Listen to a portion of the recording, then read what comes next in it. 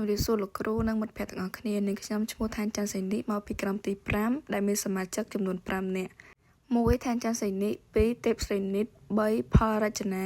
4លីម៉ាន5សម្បូរជីវី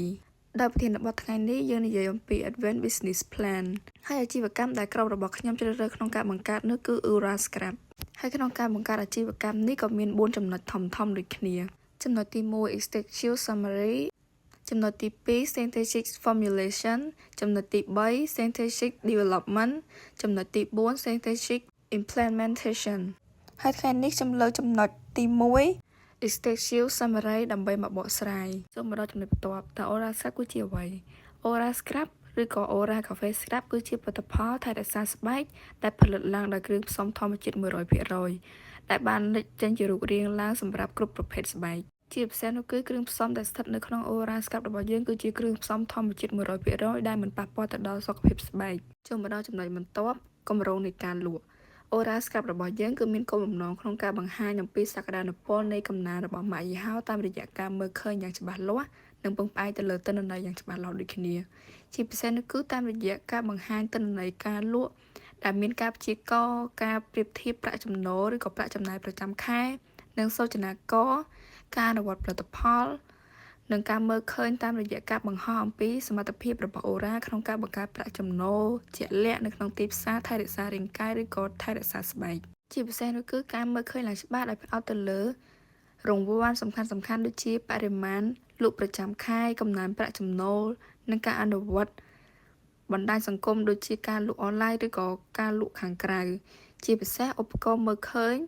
ទាំងនេះអនុវត្តឲ្យក្រុមហ៊ុនមានការគ្រប់គ្រងនិងការកំណត់តាមរយៈការលក់កំពូលឬក៏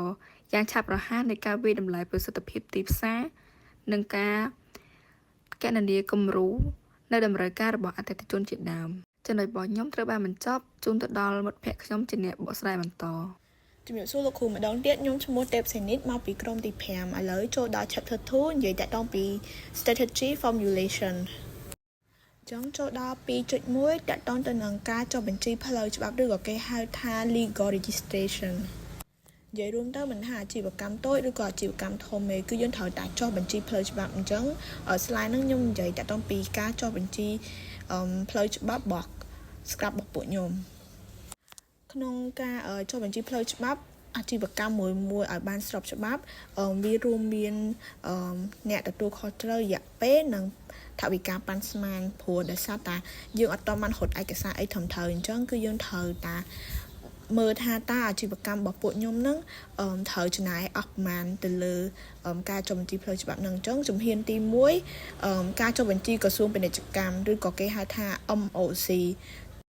ហើយការចុះបញ្ជីពាណិជ្ជកម្មហ្នឹងគឺធ្វើដោយភ្នាក់ងារច្បាប់ហើយចំណាយប្រហែលពេលមួយខែដែលថវិកាប៉ាន់ស្មានហ្នឹងបើតាមខ្ញុំមើលនៅក្នុងเพจក្រសួងពាណិជ្ជកម្មទៅច្បាប់ដែលគាត់បានចែងអញ្ចឹងថាអាជីវកម្មប៉ុណ្ណាត្រូវចំណាយប៉ុណ្ណាអញ្ចឹងអាជីវកម្មរបស់ពួកខ្ញុំរបៀបរៀងម៉ាល់ល្មមឬក៏គេហៅថាខ្នាតក្តារគឺចំណាយប្រហែលជា$250ដល់$400ហើយជំហានហ្នឹងគឺជាជំហានដំបូងហើយនឹងសំខាន់បំផុតដើម្បីឲ្យអាជីវកម្មរបស់ខ្ញុំនឹងមានស្ថានភាពស្របច្បាប់ជំហានទី2 VAT ឬក៏គេហៅថាការចុះបញ្ជីពន្ធករការចុះបញ្ជីពន្ធករហ្នឹងគឺជាការចុះបញ្ជីពន្ធករតម្លៃបន្ថែមដែលធ្វើដោយគណនេយ្យគឺធ្វើបន្ទាប់ពីយើងចុះបញ្ជី MOC រួចមានន័យថាគឺយើងធ្វើការចុះបញ្ជីក្រសួងពាណិជ្ជកម្មហើយបានយើងមកកន្លែង VAT ហ្នឹងដើម្បីចុះបញ្ជីតម្លៃបន្ថែមមួយទៀតមានន័យថាជាការបង់ពន្ធបន្ថែមហើយអាហ្នឹងចំណាយរយៈពេល1អាទិត្យទៅ2អាទិត្យហើយសម្រាប់អាជីវកម្មរបស់ពួកខ្ញុំដែលលក់ scrap ហ្នឹងត្រូវចំណាយខ្ទង់$100ទៅ$200ដែរដោយសារតាពួកខ្ញុំលក់អាជីវកម្មខ្នាតក្តារអញ្ចឹងគឺយើងត្រូវចំណាយខ្ទង់ប៉ុណ្ណឹងអាហ្នឹងបើតាមអីដែលរដ្ឋបានចែងហើយជំហាននេះគឺអនុញ្ញាតឲ្យក្រុមហ៊ុនឬក៏អ្នកលក់ local brand អីហ្នឹងគឺនៅពេលដែលបង់ពន្ធគឺយើងត្រូវតាឲ្យខាងក្រុមហ៊ុនគេហ្នឹងចេញពីកាយប័ត្រពន្ធនិងអនុវត្តតាមច្បាប់ពន្ធនឹងដែរព្រោះយើងត្រូវយកអាវិក័យប័ត្រហ្នឹងដើម្បីបញ្ជាក់ថាយើងបានបង់ពន្ធអីអញ្ចឹងទៅដោយឧទាហរណ៍នៅពេលដែលយើងទិញឡានអញ្ចឹងគឺយើងត្រូវបង់ពន្ធរាល់ឆ្នាំអត់ជូនទៅរដ្ឋព្រោះបើយើងអត់បង់ពន្ធទេឡានយើងហ្នឹងគឺពេលដែលយើងជិះចូលពេញឬក៏ចូលទៅណាអញ្ចឹងគឺខាងមន្ត្រីគយគេនឹងឆែកថាឡានហ្នឹងអត់បានបង់ពន្ធអីចឹងទៅគឺគេនឹងចាប់ឡានហ្នឹងយកទៅសួរនាំឲ្យថាថៃបានឡានហ្នឹងអត់បង់ពន្ធចឹងទៅ hay bởi sự mẹp đôi nè đại bác ở chỉ vật cam mà chắc brand thống thôn này chẳng đà cứ quạt thời là băng pôn hay đừng cho có sung pin để cho cam phúa bà sân chỉ quạt ắt vô hình chẳng té mình nên học là pa bỏ quạt nó cứ ở sọt bạc chẳng hai thua ở chỉ vật cam bỏ quạt nó admin ca khôi kê chúa để sát ta phúa đậpไปđại dương lụa pông tạt đắt hay sẽ ta miên bẩn lý miên ấy cái cho mà chai tha dương miên băng pôn nó dương miên ban cho có sung pin để cho cam mọt hay bây giờ bạn băng pôn té để cho ná chưa quạt tiệt ha và đợt pa quạt là ở rồi còn mấy chẳng cây lấy hiên phở bỏ quạt tiệt đây để sát ta bỏ quạt nó ở ban băng pôn chun ruột chẳng nóไปđại dương bạc cả chỉ bạc cam cái dương thời đãกรบตามฉบับไอ้ได้กระทรวงมั่นใจมูลค่าได้ย่อมใหญ่ท่าการบางป้นหนึ่งการchoกระทรวงเป็นกิจการนั่งวิเศษสารลำคัญโดยซาตาnóไปđại dương trong anh là cái tục chất dương tôi đại dương thời tục chất cường ai sơn lỡ u để họ tha dương ban launching brand mới đại bật nó bị kẹt chẳng nóไปđại dương ban nó bật phá nó cho mà không sọc mai giờ cứ dương thời cho bà tha khang kẹt nó cứ xong cắt là bộ ấy thòng thớ miên cái đào phải chẹt ha cái bật chỉ ban thưa tam ấy đại rọt trái nó sọc kẹt này chẳng cứ dương nóไปđại dương nó brand nó cho mà sọc mai giờ có dương thời cái xong cắt bị khang là bộ bọc mai giờ xong cắtรวัดไอ้ทำเถอได้ไม่ได้ท่าการchoบัญชีไอ้ทำเถอบองปนไอ้ทำเถอตีมวยนั่นคือยังประการตำรวจจุดนั้นติดจนตีปีนั่นคือยังเถอกระดบตามฉบับไอ้ได้เก็บบานใจมาจังคือกะบองปนนั่นคือมีสำคัญแม้ยังnóเคยน้อมโจ้คือน้อมโจ้ให้น้อมจริงคือน้อมจริงคือยังเถอแต่เมียนกาอันหนึ่งหยัดไอ้ทำเถอด้วยยังจังอ่ะnóไปแต่ยังจังตั้งนานจังคือยังเถอการส่งอนุญาตปีเนี่ยแต่เนี่ยไอ้ได้จังการน้อมโจบหลักภาพก็โดยขี้นี้นั่นไปได้ยังลวดหรือก็ยังถ้าบอกไอ้มือก็ยังเถอะกรบตามโกกาไอ้ได้รถบานใจจำเห็นตีเบย์ป่าตังหรือcái hai tháng cá choบัญชีป่าตังอันนั้นคือจะการchoบัญชีอันยาบ้านอาชีพกรรมได้ทั่วล่างโดยเพียงอย่างฉบับให้ยังอาทั่วป่าตังจำนวนหนึ่งการchoบัญชีปนกรนั้นมวยขี้นี้บานvậy rúm đầu viên bà tán nâng vi ấy thì cứ dân ai cho mũi cái này bàn bàn tay không đồng lại có cái này xong nhà bà tán cứ dân trên này ở tại $20 tôm rồi bàn tay bò vi ấy thì bánh cứ trên này $10 tôm pi hồi là hay xong nhà bà tán cái lại nâng đá nông ca cho mình chi bà tán cứ dân ai phải chạy hai chi bà cam rồi bỏ bộ nhóm ai lụa đời sau cho bà bàn chỗ đó chấm hiền tị 4 ca cho khán thờการcho khán thơ nó cứ chỉ ca bóng bệnh ai cả xa trong cái chỉ một tháp ban đại bẹt bòn hay thưa lang đòi krom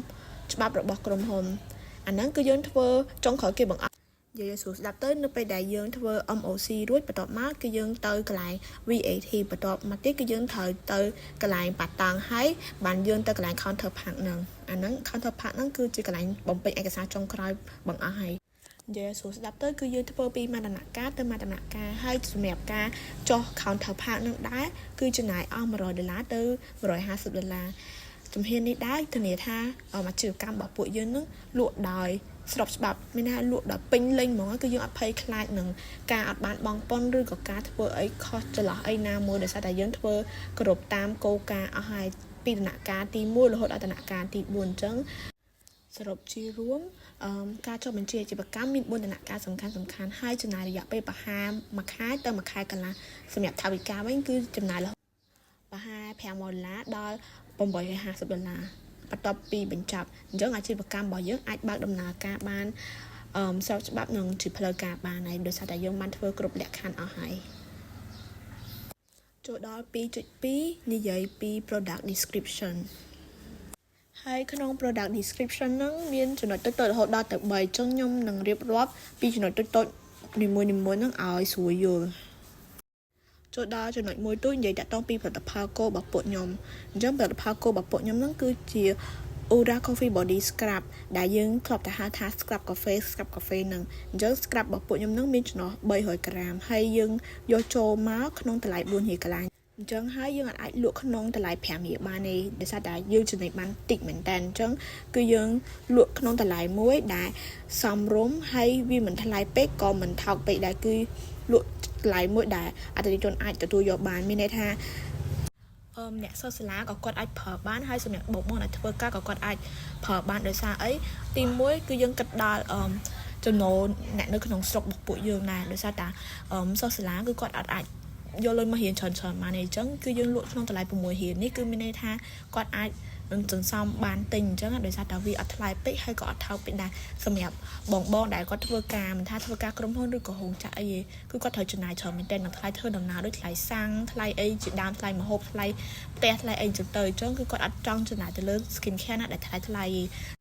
ចឹងហើយបើយើងទិញ scrub មកក្នុងតម្លៃដែលសមរម្យហើយប្រើបានច្រើនទៀតអញ្ចឹងបងធ្វើការឬក៏បងប្អូនដែលនៅរៀនគឺគាត់អាចប្រើបានហើយយើងអត់ចំណេញអីច្រើនទេគឺយើងចំណេញតាមមួយរៀលកន្លែងហើយក្នុង scrub នឹងដែរ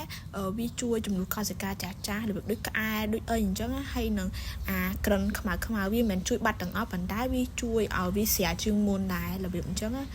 មិនថា scrub យើងលក់ថោកហើយផលិតផលល្អនេះគឺអត់ទេគឺយើងត្រូវតែគិតពីគុណភាពដែរព្រោះអីគឺយើងដាក់ចិត្តដាក់កាយលក់ក្នុងតម្លៃសមរម្យហើយគុណភាពល្អគឺយើងអាចលក់ក្នុងតម្លៃថោកហើយផលិតផលអន់នេះគឺយើងត្រូវលក់តម្លៃដែរសមរម្យហើយយើងប្រើទៅបានផលព្រោះអ្នកលក់ក៏ប្រើដែរអញ្ចឹងគឺយើងអាចទៅលក់អានេះហើយអ្នកលក់ប្រើផ្សេងគឺអត់ទេអញ្ចឹងអ្នកលក់គិតពីភ្ញៀវដូចគ្នាអញ្ចឹងពេលដែលភ្ញៀវទិញទៅគឺបានទាំងតម្លៃសមរម្យហើយផលិតផលល្អទៀតឥឡូវចូលដល់ចំណុច2តូចដែលនិយាយតាក់ទងពី cross sell product ឬគេហៅថាផលិតផលបន្តបន្សំថៃបើយើងយកច្រាស់ហ្នឹងយកមកលក់ដែលជាផលិតផលបន្តបន្សំរបស់ពួកយើងទាំងអស់គ្នាដឹងហើយថានៅពេលដែលយើងជំនួសកោសិកាចាស់គឺយើងត្រូវតែដោះខ្លួនឲ្យបានស្អាតជាមុនសិនទើបយើងអាចយក scrub ហ្នឹងមក scrub ពីលើបានហើយសម្រាប់ dry body brush របស់យើងនេះដែរគឺយើងយកចូលមកក្នុងតម្លៃ $0.8 ហើយយើងលក់វិញនៅក្នុងតម្លៃ1រៀលកន្លះហើយយើងចំណេញបានតិចតួចដែរទេដោយសារតែយើងយកមកតម្លៃធូរអញ្ចឹងយើងលក់ធូរដែរហើយច្រាស់នេះដែរវាជួយទៅសម្អាតស្បែកឬក៏កោសិកាណាដែលងាប់នៅលើស្បែកនឹងចោលកំតិចដីដែលយើងជិះម៉ូតូ5ថ្ងៃអីហ្នឹងនៅពេលយើងងូតទឹកទៅគឺយើងយកអាចាស់នឹងមកដោះទៅវាជួយសម្អាតស្បែកយើងបានហើយមួយវិញទៀតវាជួយសម្អាតបាក់តេរីអីដែរអញ្ចឹងនៅពេលដែលយើងប្រើ scrub នឹងពីលើទៅវាធ្វើឲ្យ scrub យើងហ្នឹងជ្រាបចូលស្បែកបានលឿននិយាយរួមទៅយើងមិនមែនយកតាច្រាស់នឹងមកលក់មួយយើងក៏បាននាំចូលនៅbody oil ដែរឬក៏គេហៅថាប្រេងលាបស្បែកហ្នឹងណាដែលយើងយកចូលមកហ្នឹងក្នុងតម្លៃ3រៀលកន្លះហើយយើងលក់ក្នុងតម្លៃ5រៀលយើងចំណេញបានតា1រៀលកន្លះទេបើយើងយក body oil ហ្នឹងយកមកលក់ដោយសារតា body oil នៅពេលដែលយើងប្រើ scrub ហ្នឹងហើយគឺយើងត្រូវការលាបអីដែលផ្ដល់សំណើមដល់ស្បែកយើងមើលមកវាភ្លឺ glow glass skin អញ្ចឹងទៅបើយើងយកអា body oil មកលក់ជារបស់បន្តបន្សំព្រោះភ្ញៀវភាគច្រើននៅពេលដែលគេទិញ scrub របស់យើងទៅគេតែងតែសួរថាបងមាន body oil អីអត់អញ្ចឹងគឺយើងត្រូវតែលក់ដើម្បីតម្រូវការអតិថិជនតែយើងមុននឹងលក់ក៏យើងត្រូវតេស្តត្រូវប្រើខ្លួនឯងសិនដែរបើថាវាល្អបើយើងយកមកលក់តែបើអត់ល្អទេក៏ពួកខ្ញុំអត់យកមកលក់ដែរអញ្ចឹង body oil ហ្នឹងគឺវាមានសារៈសំខាន់គឺវាជួយ soothing ស្បែកយើងធ្វើឲ្យមើលមកវា glow វាមិនមែនសប៉ុន្តែមើលមកវាមានសំណើមស្បែកសុខភាពស្បែកយើងវាល្អទៅតាមនឹងដែរ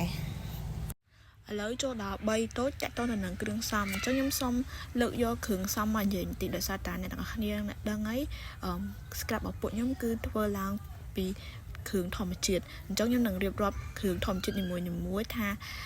វាមានអត្ថប្រយោជន៍អីគេខ្លះចុះដូចអ្នកទាំងអស់គ្នាដឹងហើយកាហ្វេតែ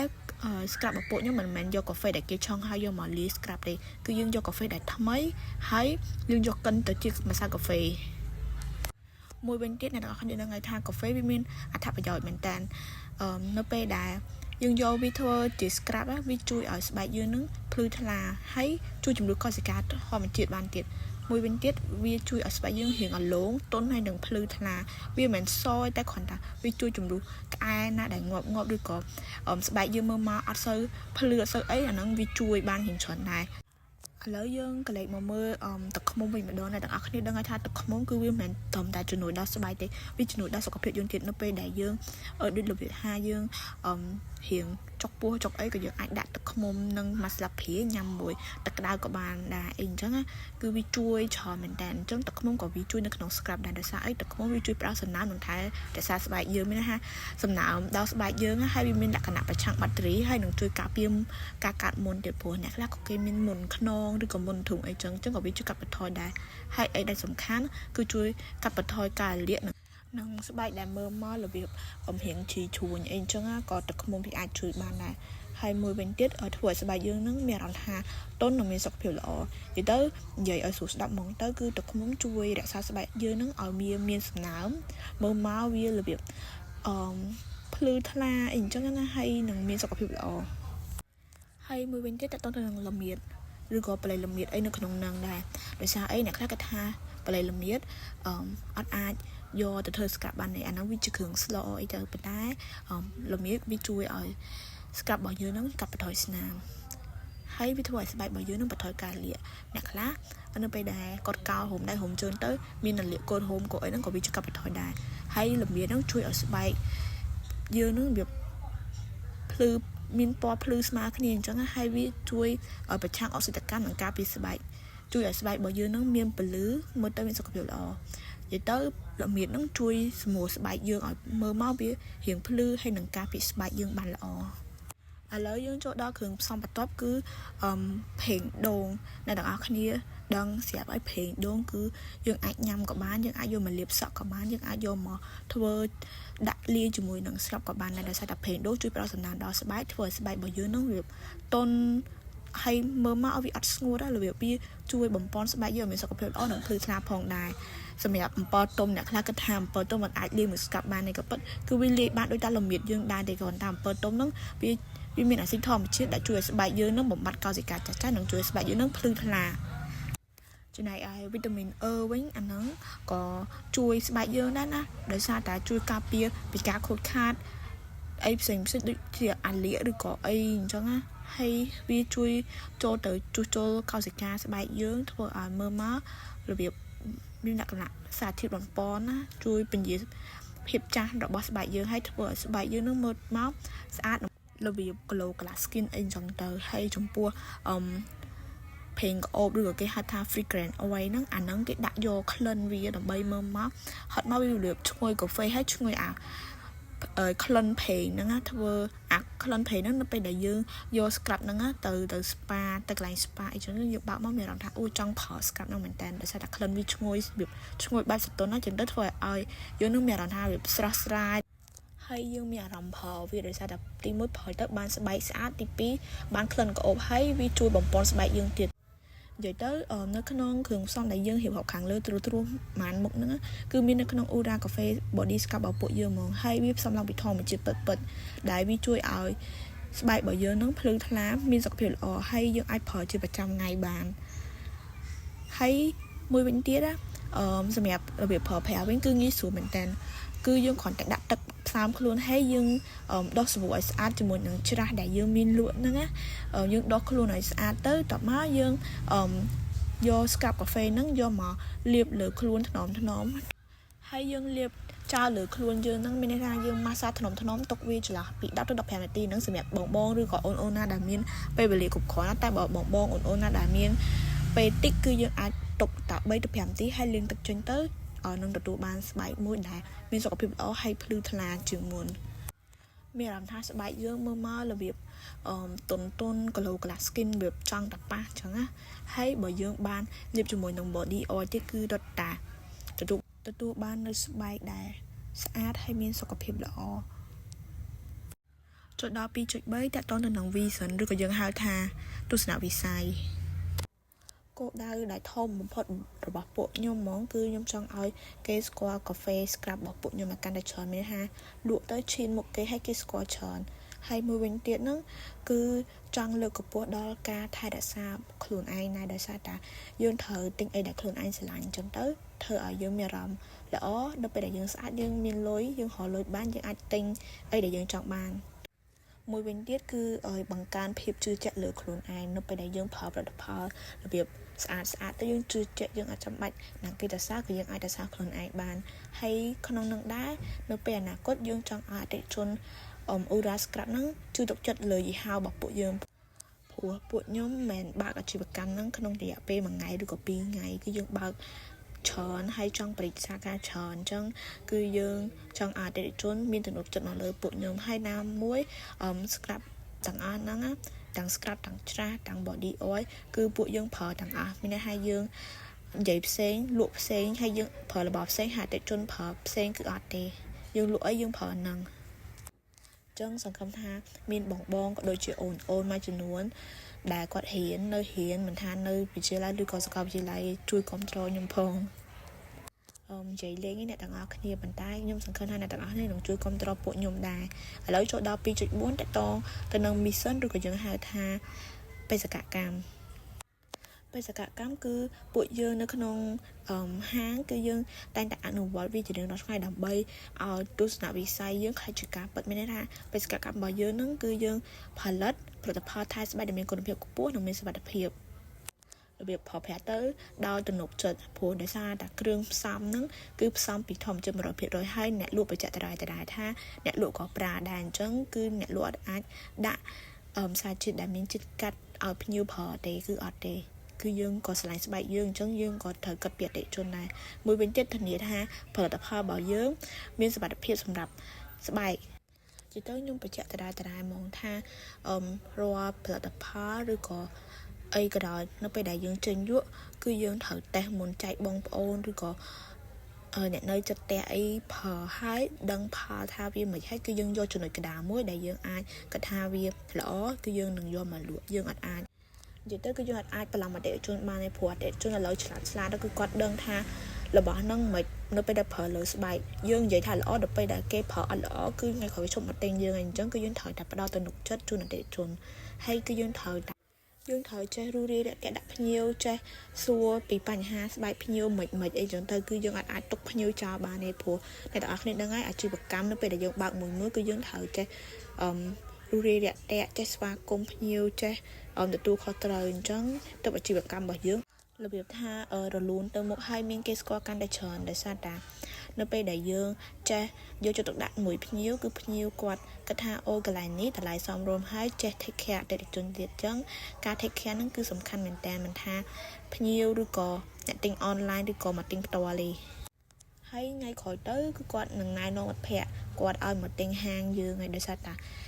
គាត់បានទទួលអារម្មណ៍មួយថាដែលកក់ក្ដៅទិញហើយគេយកចិត្តទុកដាក់មួយយើងចូលដល់ 2.5 និយាយពី management structure អញ្ចឹងស្រីនេះគឺគាត់កាន់ផ្នែក accountant ដោយសារតែគាត់រងថ្ងៃគាត់លក់ដូរផងហើយគាត់ធ្លាប់ធ្វើការក្រៅម៉ោងផ្នែក accountant ហ្នឹងអញ្ចឹងគឺគាត់ដឹងច្បាស់ពី accountant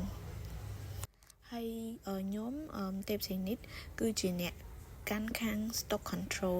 គឺរកអីវ៉ាន់ចេញឬក៏អីវ៉ាន់ចូលគឺខ្ញុំត្រូវកាត់ចំនួនច្បាស់លាស់ចុះទៅខ្ញុំដឹងថាអីវ៉ាន់នេះចេញប៉ុណ្ណាអីវ៉ាន់ណាអស់ stock អីចឹងទៅគឺខ្ញុំត្រូវកាត់វាចេញចូលរបាយការណ៍គ្រប់ទាំងអស់ហើយបើអីវ៉ាន់ណាដែលហូរ delay គឺយើងនឹងប្រមូលបោះចោលយើងអាចលក់បានទៀតទេអញ្ចឹងរត់តំណែងណាឬក៏ផលិតផលណាដែលតាក់ទងនឹង stock គឺខ្ញុំអ្នកទទួលខុសត្រូវចំណែកអរចនាគឺខាង marketing របៀបថានៅពេលដែលគាត់ត្រូវការផុសវីដេអូដើម្បីប្រម៉ូទផលិតផលគឺតាក់ទងនឹងគាត់ហ្នឹងហើយដោយសារតែគាត់គឺជាអ្នកដែលបង្កើតខាង marketing មែនតើហើយ Facebook របស់គាត់ឬក៏ TikTok របស់គាត់គឺគាត់តែងតែផុសចែកម្លែកពីវិធីថែស្បែកមិនឲ្យបានមើលមកពីស្បែកមានសុខភាពល្អអីចឹងទៅនិយាយទៅ platform របស់គាត់គឺល្អមែនតើអញ្ចឹងហើយបានធ្វើឲ្យពួកខ្ញុំគិតថាគាត់បង្កើតខាង marketingនិយាយទៅឲ្យតាពេលយើងផុសទៅមាន poster ណាដែលស្អាតនិយាយពី promotion ឬក៏ការធ្វើវីដេអូអីហ្នឹងគឺតាក់ទងនឹងរចនាគឺគាត់បកកាយមែនតើខាងហ្នឹងជួនកាលនៅពេលដែលគាត់ផុសវីដេអូពីវិធីថែស្បែកគឺមានគេចូល comment ច្រើននៅក្នុង TikTok ជាពិសេសហ្មងចឹងទៅគឺគាត់តែងតែលើក comment ភ្ញៀវយកមក reply លើថាគាត់អត់ទុកភ្ញៀវចោលភ្ញៀវឆ្ងល់អីគឺគាត់នឹងប្រាប់ពីភ្ញៀវថាអានឹងប្រើមិនស្បែកមិនត្រូវប្រើមិនអីចឹងទៅគឺគាត់អត់ទុកឲ្យភ្ញៀវឆ្ងល់តែឯងគឺគាត់តែងតែដោះស្រាយភ្លាមចឹងហើយធ្វើឲ្យការលក់របស់ពួកយើងក៏ទទួលបានមកកម្រិតធំថែមទៀតមានថាលក់ដាច់ជាងមុនអីចឹងទៅបាទលីម៉ានវិញគឺគាត់ជា admin page ចឹងនៅពេលដែល page កាំងឬក៏ឆាតកាំងអីចឹងទៅគឺគាត់នឹងឯងជាអ្នកដោះស្រាយជូនណានៅពេលដែលយើងចង់ផុសអីឬក៏ reply អីជូនណាគាត់ក៏ជាអ្នកជួយពួកយើងដែរអញ្ចឹងលីម៉ានគឺគាត់បកកាយខាងហ្នឹងចំណែក GV វិញគឺគាត់ខាងសាលនឹងហ្មងលេខ1ខាងសាល GV ដោយសារតែគាត់ចេះយកចិត្តទុកដាក់ជាមួយអតិថិជននៅពេលដែលគាត់តបឆាតភ្ញៀវគឺគាត់ប្រើភាសាមួយដែលទន់ភ្លន់គោរពភ្ញៀវនៅពេលដែលភ្ញៀវសួរតម្លៃឬក៏សួរច្រើនអីគឺគាត់អត់ដែលរអ៊ូរទាំឯងរបៀបថាគឺគាត់ស្រឡាញ់ភ្ញៀវមែនតើឲ្យ ឲ្យតែភ្ញៀវសួរមិនថាក្នុងឆាតឬក៏មកក្រៅគឺគាត់តែងតែណែនាំប្រាប់ភ្ញៀវហើយបើភ្ញៀវអត់យកឲ្យគាត់អត់ខឹងអីដែររបៀបថាឆ្ងល់អីសួរគាត់ឬគឺគាត់ឆ្លើយបានទាំងអស់ចង្អើតទៅពួកខ្ញុំសម្រាប់ថាឲ្យ GV គាត់ខាង sale ព្រោះអីគាត់ជំនាញខាងហ្នឹងចូលដល់ចំណុចចុងក្រោយគឺ 2.6 តើតើទៅនឹង location ចឹង location របស់ពួកខ្ញុំគឺនៅចង្ការដើមប៉ុន្តែពួកខ្ញុំអត់បានរៀបចំហាងអីស្រួលបួលប៉ុន្តែបើសិនជាបងឬក៏អូនណាដែលគាត់ចង់បានអីវ៉ាន់ហើយគាត់ចង់ស្គាល់ទីតាំងគឺគាត់អាចទៅ pick up នៅកន្លែងនោះបានមានន័យថាគាត់ order តាម online ហើយគឺគាត់អាចទៅ pick up បានតែបើបងអូនអត់ច្បាស់ពីទីតាំងក៏គាត់អាចឆាតទៅ Facebook page Ura Scrap ទៅគឺគាត់ឆាតប្រាប់ថាបងសុំ location ក្រុមការងាររបស់ពួកយើងនឹងតម្លាក់ location ជូនបងអីតែបើករណីដូចបងអត់ចង់មកដល់ទីតាំងផ្ទាល់ទេគឺគាត់អាច comment online ក៏បានដែរឲ្យពួកយើងដឹកឲ្យគឺពួកយើងនឹងរៀបចំអីវ៉ាន់ជូនគ្រាន់តែគាត់ឆាតទៅ Facebook page ឬក៏ TikTok ទៅក្រុមការងាររបស់ពួកខ្ញុំនឹងរៀបចំអីវ៉ាន់ដឹកជូនបង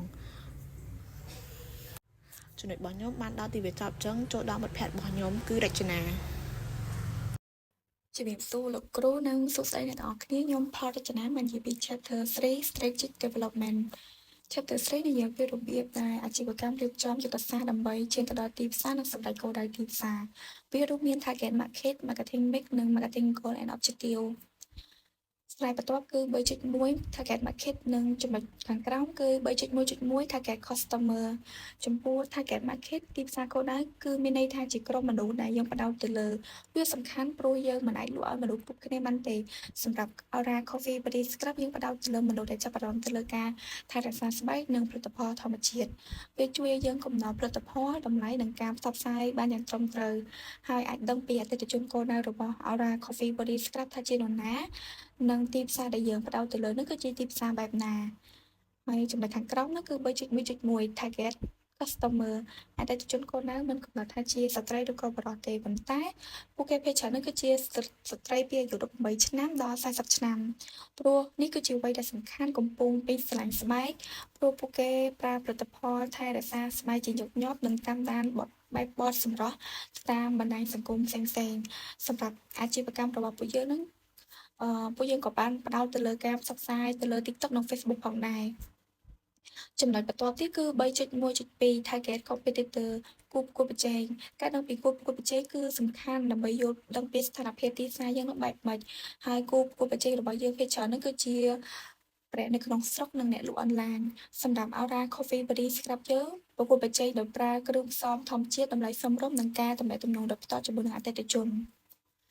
ហើយស្លាយបន្ទាប់ទៀតគឺ 3.2 Marketing Mix Strategy for PF ដូចយើងដឹងថា 4PX គឺជាយុទ្ធសាស្ត្រទីផ្សារដែលរួមមាន Product Price Place និង Promotion វាជាផែនការសម្រាប់ដឹកនាំអាជីវកម្មមកឈានទៅដល់ដៃអតិថិជនសម្រាប់អាជីវកម្មរបស់យើងនោះវាធានាថាជាផលិតផលមួយដែលឆ្លើយតបទៅនឹងតម្រូវការអតិថិជននិងឈានទៅដល់ទីផ្សារយ៉ាងត្រឹមត្រូវចំណុចមួយទៀតគឺ 3.2.1 Marketing Goal and Objective ដូចអ្នកមើលនៅក្នុងតារាងអញ្ចឹងវាមានឆ្នាំនៅក្នុងឆ្នាំ2026និងឆ្នាំ2027 Marketing Goal ផ្ដោតទៅលើការលូតលាស់ដំបូងនិងការកសាង brand ហើយគោលដៅរួមមានការបង្កើតបរិមាណនៃការលក់នៅក្នុងប្រចាំឆ្នាំវាភាគរយវាគឺ 25% ហើយពង្រីកភាគហ៊ុនទីផ្សារពី 8% ដល់ 10% បង្កើតការស្គាល់ពីម៉ាកគឺ 40% ទៅ 55% នៅក្នុងឆ្នាំនឹងដែរនឹងធ្វើឲ្យមានគេស្គាល់ brand ឲ្យកាន់តែច្រើននិងពង្រីកវត្តមានក្នុងទីផ្សារឲ្យកាន់តែច្រើនចំពោះ objective គឺដើម្បីសម្រេចគោលដៅទាំងនេះក្រុមហ៊ុននឹងដាក់លក់ផលិតផលថ្មីដែលមានឈ្មោះថា Glow Scrap ដែលផ្ដោតទៅលើគ្រឿងផ្សំធម្មជាតិហើយសហការជាមួយនឹង influencer និង blogger សម្រាប់ចំនួន40នាក់ហើយបង្កើននៃការមើលឃើញផលិតផលតាមរយៈការតាំងផលិតផលនៅហាងនិងការផ្សព្វផ្សាយផលិតផលទៅតាមវិធីផ្សេងៗទៀតហើយចំពោះនៅក្នុងឆ្នាំ2027និង2028 Marketing Goal ផ្ដោតទៅលើការបង្កើននៃការលក់និងភាពស្មោះត្រង់របស់អតិថិជនគោលដៅរួមមានសម្រាប់ការកើនលក់នៃការលក់ 20% ដែលមានការគោលដៅលក់ 7,500 ឯកតាពង្រីកភាគហ៊ុនទីផ្សារពី 11% ទៅ 11% ក្នុងផ្នែក Premium Scrap ពង្រីកភាពស្មោះត្រង់អតិថិជនដោយ មានអត្រាទិញម្ដងទៀត60%និងបង្កើនឲ្យការស្គាល់ម៉ាកដល់70%ដើម្បីសម្រេចគោលដៅទាំងនេះក្រុមហ៊ុននឹងអនុវត្តកម្មវិធីស្មោះត្រង់អតិថិជនតាមហាងអនឡាញនិងកម្មវិធី App ដំណើរការយុទ្ធនាការ Healthy Skin Challenge តាមបណ្ដាញសង្គមទូទាំងប្រទេសហើយសហការជាមួយនឹង Clinic ស្បែកសម្រាប់ការផ្សព្វផ្សាយរួម Co-branding ហើយជារួមនៅក្នុងឆ្នាំ2026និងឆ្នាំ2027ផ្ដោតទៅលើការកសាងនៃការស្គាល់នីម៉ាកនិងវត្តមាននៅក្នុងទីផ្សារហើយខណៈដែលឆ្នាំ2027និងឆ្នាំ2028បានផ្ដោតទៅលើការបង្កើននៃការលក់បង្កើនភាគរយនៃការលក់និងការរក្សាអតិថិជនរយៈពេលវែង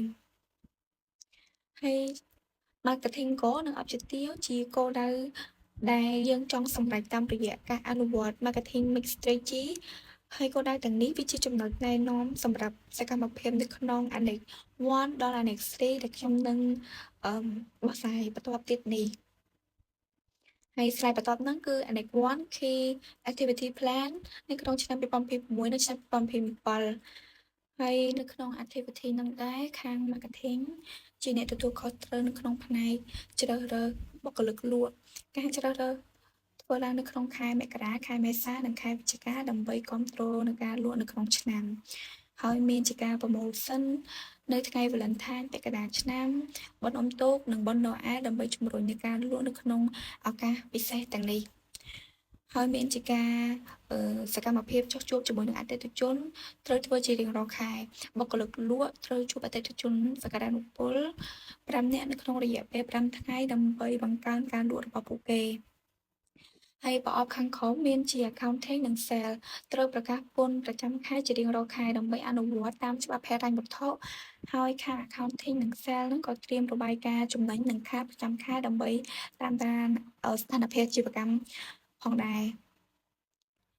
ចំពោះ Annex 2 និង Annex 3 ហ្នឹងផងដែរក៏អត់មានអីខុសគ្នាជាមួយនឹង Annex 1ដែរវាអាស្រ័យទៅតាមឆ្នាំគម្រោងឆ្នាំនីមួយៗដោយដែលខ្ញុំបានដាក់នៅក្នុងតារាងអញ្ចឹងហើយវាមានទៅតាមផ្នែកដែលត្រូវទទួលខុសត្រូវទៅតាម activity ផ្សេងៗគ្នានៅក្នុងផ្នែកនីមួយៗហើយក៏មានជាថ្ងៃ promotion recruit sales staff declare money tax product money PL ដូចទៅនៅ Annex 1ដែរខ្ញុំបានបកស្រាយមិនអញ្ចឹងហើយសរុបមក Annex 1ដល់ Annex 3នឹងបានបង្ហាញអំពីផែនការសកម្មភាពសំខាន់ៗដែល department ផ្សេងៗអនុវត្តតាមដើម្បីគ្រប់គ្រងយុទ្ធសាស្ត្រទីផ្សារនិងសម្រេចគោលដៅអាជីវកម្ម Aura Coffee Body Scrub អញ្ចឹងចំណុចរបស់ខ្ញុំក៏បានបញ្ចប់ដំណឹងដែរចំណុចបន្ទាប់ឲ្យមិត្តរួមក្រុមខ្ញុំជាអ្នកបកស្រាយបន្តអរគុណលោកគ្រូនិងអ្នកទាំងអស់គ្នាជាដំបូងសូមជម្រាបសួរដល់លោកគ្រូនិងសួស្តីអ្នកនរគ្នាខ្ញុំបាទឈ្មោះលីម៉ានហើយថ្ងៃនេះដែរខ្ញុំធ្វើបង្ហាញតអំពីចំណុចមិត្តរួមក្រុមរបស់ខ្ញុំហើយចំណុចខ្ញុំគឺ3.2គឺទីកន្លែងយុទ្ធសាស្ត្រនៃការចែកចាយអ្នកនរគ្នាបានដឹងហើយថាសប្តាហ៍ថ្ងៃនេះបណ្ដាញសង្គមមិនថា Facebook TikTok Instagram ឬបណ្ដាញសង្គមផ្សេងៗពិតជាមានសារៈសំខាន់មែនទែនចំពោះbusiness owner ដែលចង់ធ្វើការ promote ផលិតផលរបស់ពួកគេទៅកាន់មនុស្សជុំវិញពិភពលោកដូច្នេះហើយក្រុមរបស់ខ្ញុំគឺបានផ្ដោតសំខាន់ទៅលើការធ្វើ marketing strategy ទៅលើបណ្ដាញសង្គមជាច្រើនដូចជា Facebook TikTok និង Instagram ពីព្រោះសប្តាហ៍ថ្ងៃនេះមិនថាក្មេងឬក៏វ័យជំទង់ឬក៏មនុស្សចាស់គាត់តែងតែមានទូរស័ព្ទមើលជារៀងរាល់ថ្ងៃអញ្ចឹងហើយយើងត្រូវផ្ដោតសំខាន់ទៅលើចំណុចទាំងហ្នឹងហើយចំពោះមួយទៀតចំពោះ delivery ចំពោះ delivery គឺយើងផ្ដោតសំខាន់ពេលដែលភ្ញៀវ order អីវ៉ាន់ពីខាងពួកយើងគឺពួកយើងនឹងធ្វើការ direct ដឹកជូនទៅដល់ផ្ទះអតិថិជនរបស់យើងតែម្ដងធ្វើឲ្យអតិថិជនរបស់យើងមានភាពងាយស្រួលហើយមានសុវត្ថិភាពចំណុចទី2 how our product remain good quality in customer head ចំណុចនេះដែរគឺនិយាយអំពីរបៀបដែល product របស់ពួកយើងនៅមានគុណភាពនៅក្នុងដៃរបស់អតិថិជនពួកយើងមានពីរចំណុចគឺចំណុចទី1គឺ transportation ចំណុចទី2គឺwarehouse ចំពោះ transportation គឺពួកយើងគឺមានការ workshop ត្រឹមត្រូវការ workshop តំណែងរបស់ពួកយើងគឺមានទំនួលខុសត្រូវដែលជៀសវាងពីការលិចឬការបែកបាក់ណាមួយហើយពួកយើងគឺមានការ take care ចំពោះអីវ៉ាន់ដែលដឹកជូនភ្ញៀវដូច្នេះហើយវាធ្វើឲ្យភ្ញៀវគឺមានទំនុកចិត្តរបស់មកលើពួកយើងដូច្នេះហើយគាត់នៅតែគ្រប់គ្រងហើយបន្តការ order ជាបន្តបន្ទាប់មកទៀតហើយចំពោះចំណុចទី2គឺឃ្លាំងរបស់ពួកយើងឃ្លាំងសម្រាប់ stock អីវ៉ាន់គឺមានភាពស្អាតហើយស្ងួតល្អជាមួយនឹងសីតុណ្ហភាពសមរម្យរបស់តំណែងរបស់ពួកយើងដូច្នេះហើយគឺ product របស់យើងគឺមានគុណភាពល្អពេលដែលភ្ញៀវទិញហើយគឺអត់ខុសបំណងអញ្ចឹងគាត់មានការទុកចិត្តខ្ពស់មកលើ product របស់ពួកយើងចំណុចទី3 channel support នៅក្នុងនេះដែរយើងមាន4ចំណុចចំណុចទី1គឺ marketing material ចំណុចទី2 training education ចំណុចទី3 in people sales support ចំណុចទី4 online sales support ចំពោះចំណុចទី1 marketing material គឺពួកយើងផ្ដោតទៅលើអ្វីដែលយើងធ្វើឲ្យ audience យើងមើលឃើញដូចជាយើងធ្វើជា panel ដែលមាន promotion តាក់ទងទៅនឹង product របស់ពួកយើងនិងមាន logo របស់ពួកយើងផងដែរហើយភ្ជាប់ជាមួយនឹង product ដែល design មានអីដែលតាក់ទាញទៅលើ audience ដែលឃើញទៅលើ banner ហ្នឹងហើយយើងមានដំណើរចែកចាយរបស់ពួកយើងផុសរូបតាក់ទងទៅនឹងការ promotion product របស់ពួកយើងទៅលើ social media មិនថា Facebook YouTube TikTok ឬក៏បណ្ដាញផ្សេងៗហើយពួកយើងក៏មាន Facebook page ដើម្បី promote ផលិតផលរបស់ពួកយើងផងដែរដើម្បីឲ្យអតិថិជនថ្មីមើលឃើញ product និងដើម្បីឲ្យពួកគាត់ឃើញ product របស់ពួកយើងហើយគាត់អាចធ្វើជា new customer របស់យើងចំពោះចំណុចទី2 training education ចំពោះចំណុចនេះដែរគឺយើងព្យាយាមសូតាក់ទងទៅនឹងចំណេះដឹងអំពី product របស់ពួកយើងទៅកាន់ audience របស់ពួកយើងគឺដូចជា ingredient benefit and using instruction អីចឹងកុំឲ្យគាត់ប្រើរបស់យើងឲ្យមានការប៉ះពាល់ឬក៏វា affect ផ្សេងទៀតចឹងហើយយើងមាន sales skill and communication យើងមាន customer service training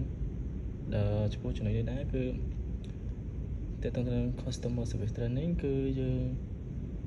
មានការប្រាប់គាត់ដើម្បីឲ្យយកចិត្តទុកដាក់ទៅលើ customer របស់ពួកយើងកុំឲ្យគាត់មកទិញហើយគាត់អត់ពេញចិត្តនៅ service របស់ពួកយើងផងដែរចំណុចទី3 in person sales support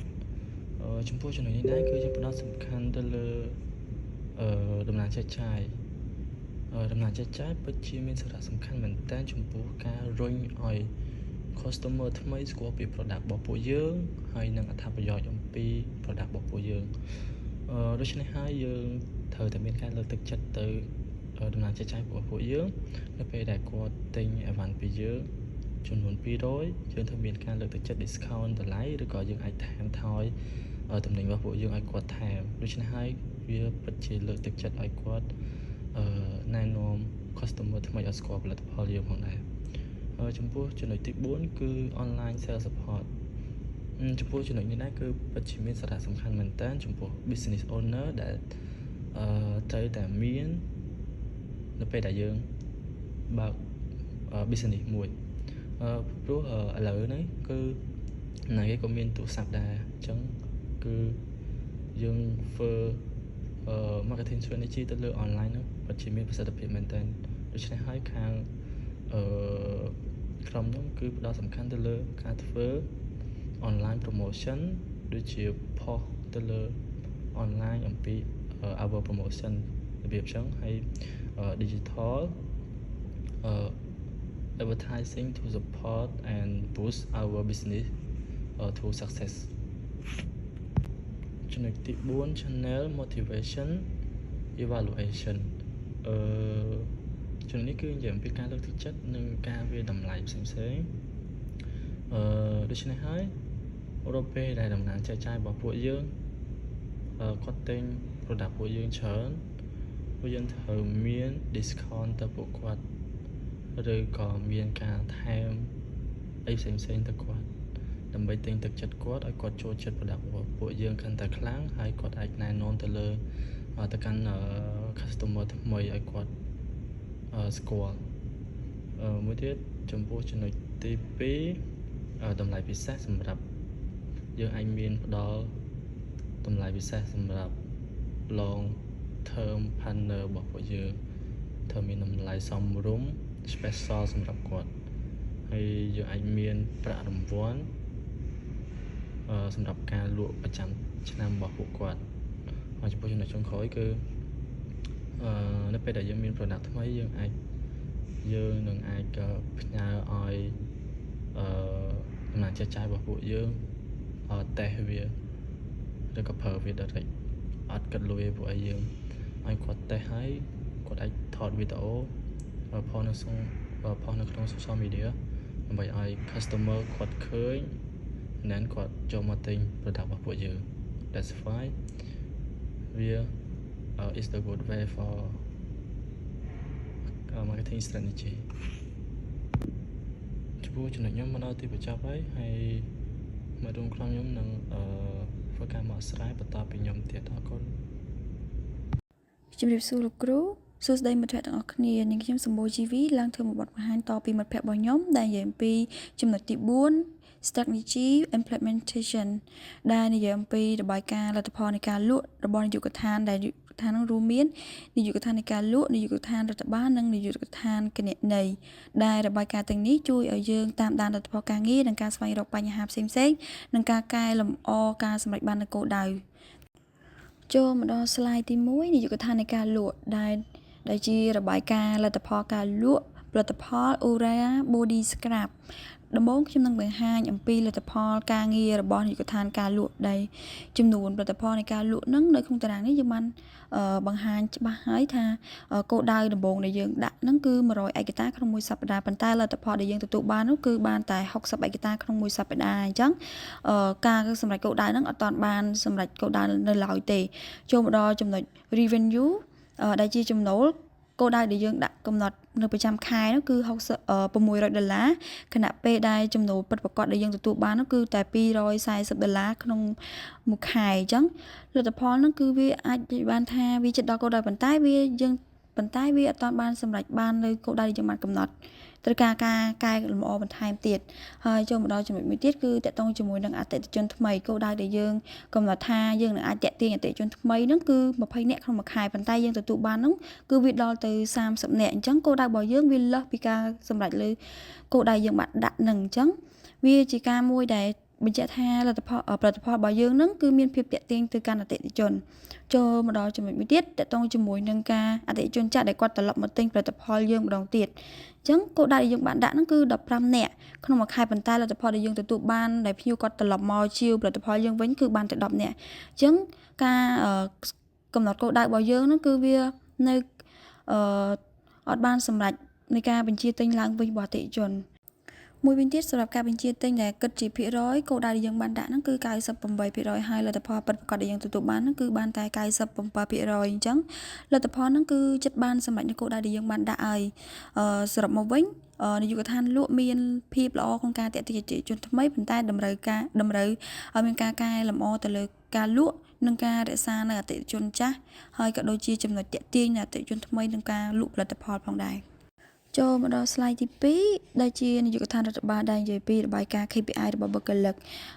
សម្រាប់របាយការណ៍នេះតកតងបុគ្គលិកនៃការដឹកជញ្ជូនតាន់ពេលវេលាអញ្ចឹងគោលដៅដែលយើងបានដាក់ហ្នឹងគឺ95% ប៉ុន្តែលទ្ធផលដែលទទួលបានហ្នឹងបានតែ90% ដូច្នេះវាអត់បានសម្រេចគោលដៅដែលយើងចង់បានអញ្ចឹងតម្រូវឲ្យបុគ្គលិកហ្នឹងមានការព្យាយាមហើយបន្ថែមទៅលើការដឹកជញ្ជូនតាន់ពេលវេលាទៅកាន់អតិថិជនហើយមួយវិញទៀតតកតងជាមួយនឹងពាក្យ feedback ពីអតិថិជនសម្រាប់ feedback និង complaint ពីអតិថិជនហ្នឹងគោលដៅដែលយើងបានដាក់គឺ3% ប៉ុន្តែលទ្ធផល លទ្ធផលដែលយើងពិតប្រាកដទទួលបានគឺ 2% អញ្ចឹងវាអាចនិយាយថាវាអត់អីទេចូលម្ដងមួយទៀតតកតងជាមួយនឹងភាពត្រឹមត្រូវនៃការបញ្ជាទិញរបស់អតិថិជនគោលដៅយើងបានដាក់ហ្នឹងគឺ 98% ប៉ុន្តែលទ្ធផលទទួលបានពិតប្រាកដគឺបានតែ 96% អញ្ចឹងវាជិតបានសម្រេចគោលដៅរបស់នៃការលក់ដែលយើងបានដៅទុកហ្នឹងហើយមួយទៀតសម្រាប់លទ្ធភាពការងាររបស់បុគ្គលិកហ្នឹងគោលដៅដែលយើងបានដាក់ហ្នឹងគឺ40កំប៉ុងក្នុង1ម៉ោងប៉ុន្តែលទ្ធផលពិតប្រាកដដែលយើងទទួលបានគឺបានតែ35កំប៉ុងក្នុង1ម៉ោងដូច្នេះវាមិនទាន់បានសម្រេចគោលដៅដែលយើងបានដាក់ថាឲ្យបុគ្គលិកហ្នឹងផលិតបាន40អញ្ចឹងតម្រូវឲ្យបុគ្គលិកនឹងមានការព្យាយាមផលិតបន្ថែមទៀតបន្ថែមពីនេះយើងក៏បានធ្វើការពិនិត្យស្តុកទំនិញដើម្បីគ្រប់គ្រងស្តុកនិងជៀសវាងការខាតបង់ផ្សេងបច្ចុប្បន្នស្តុកទាំងអស់នៅមានកម្រិតស្ថិរភាពនៅឡើយទេនាយកដ្ឋានគណនេយ្យក៏បានធ្វើការពិនិត្យស្តុកទំនិញដែលដើម្បីត្រួតពិនិត្យតម្លៃស្តុកគ្រប់គ្រងចំណាយនិងជៀសវាងការខាតបង់ផ្នែកហិរញ្ញវត្ថុហើយលទ្ធផលនៃការពិនិត្យស្តុកមានដូចជាកាហ្វេមានស្តុកមាន30គីឡូក្រាមដែលសមស្របសម្រាប់ការផលិតសម្រាប់ការផលិតប្រើប្រាស់ហើយ assistant ហ្នឹងអុយហ្នឹងមាន20ដបហើយ packaging gel ហ្នឹងមាននិង label ហ្នឹងមាន250ឯកតាហើយ natural extract ហ្នឹងមាន10លីត្រអញ្ចឹងស្តុកទាំងអស់ស្ថិតនៅក្នុងកម្រិតស្ថិរភាពមួយទៀតយើងមិនចាំបាច់បញ្ជាទិញបន្ថែមនៅពេលនេះព្រោះអាចជួយកាត់បន្ថយការចំណាយនិងគ្រប់គ្រងសាច់ប្រាក់បានល្អផងដែរចូលមកដល់ slide ទី3បន្តមកខ្ញុំនឹងបង្ហាញអំពីនាយកដ្ឋានគណនេយ្យដែលជារបាយការណ៍ហិរញ្ញវត្ថុប្រចាំខែដែលប្រាក់ចំណូលពីការលក់ហ្នឹងគឺមានចំនួន$1000ដែលវាតាមផែនការដែលយើងបានកំណត់ហើយសម្រាប់ចំណាយប្រតិបត្តិការហ្នឹងគឺមានចំនួន$500ដែលវារៀងខ្ពស់បន្តិចហើយសម្រាប់ប្រាក់ចំណេញសុទ្ធដែលយើងទទួលបានហ្នឹងគឺមានចំនួន$250ដែលយើងបានសម្រេចគោលដៅមួយវិញទៀតតកតងជាមួយនឹងរបាយការណ៍លំហូរសាច់ប្រាក់សម្រាប់របាយការណ៍លំហូរសាច់ប្រាក់ដែលចូលហ្នឹងគឺមានចំនួន$1000ដែលបានមកពីការលក់ផលិតផលហើយសម្រាប់ប្រាក់ចំណេញចំនួន$500ហ្នឹងសម្រាប់វត្ថុធាតុដើមប្រាក់ឈ្នួលនិងថ្លៃជួលហើយសម្រាប់តុល្យភាពសាច់ប្រាក់ដែលនៅចុងខែចំនួន$250ហ្នឹងដែលបានអាចប្រើប្រាស់សម្រាប់ខែបន្ទាប់បានផងដែរសរុបមកវិញនាយកដ្ឋាននៃការលក់ត្រូវតែកែលម្អបរិមាណនៃការលក់និងការរក្សានៅអតិថិជនចាស់ទាក់ទាញអតិថិជនថ្មីហើយនឹងនាយកដ្ឋាន HRM ហ្នឹងត្រូវពង្រឹងការដឹកជញ្ជូននិងពិនិត្យផលិតភាពការងាររបស់បុគ្គលិកហើយមួយវិញទៀតស្ថានភាពហិរញ្ញវត្ថុរបស់ក្រុមហ៊ុនហ្នឹងនៅមានស្ថិរភាពល្អនៅឡើយទេជាចុងក្រោយសូមអរគុណដល់លោកគ្រូនិងអរគុណដល់មិត្តភ័ក្តិទាំងអស់គ្នាចំពោះការយកចិត្តទុកដាក់ស្ដាប់សូមអរគុណ